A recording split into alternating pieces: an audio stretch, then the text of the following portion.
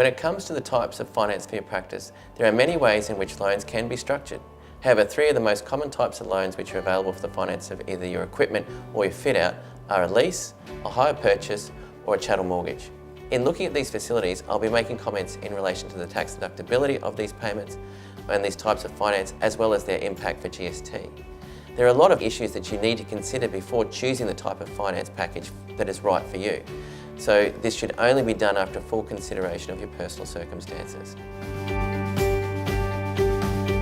A lease arrangement is essentially a hire agreement. You are treated as hiring the equipment under the lease. As such, the payments will have a GST component, and you will be able to claim the GST component back in your business activity statement as you make these payments.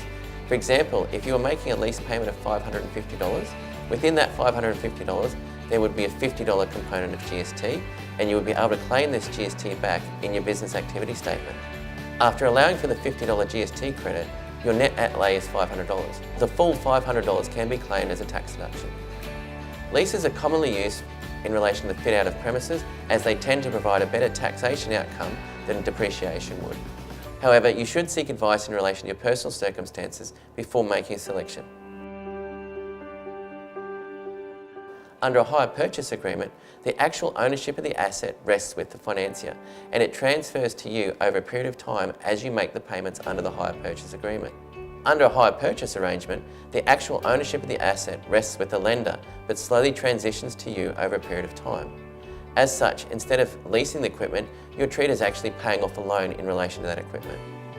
Like, say, a home loan, there's both a principal and interest component to every payment that you make, and it's only the interest component of those payments that you're able to claim a tax deduction on. However, because you own the equipment, instead of being able to claim a deduction for the payment, you claim a deduction for the depreciation on that equipment. The rates of this depreciation will vary depending on your own circumstances and the effective useful life of the assets.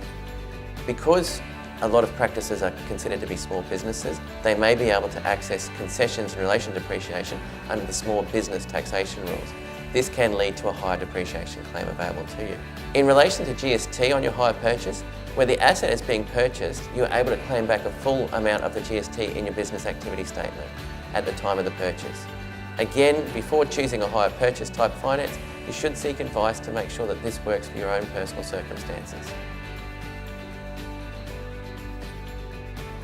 Essentially, a chattel mortgage is treated almost identically to a hire purchase when it comes to taxation. Like under a hire purchase, you will be able to claim a tax deduction for the interest component of the payments you make on the finance, as well as the depreciation on the equipment that you've purchased.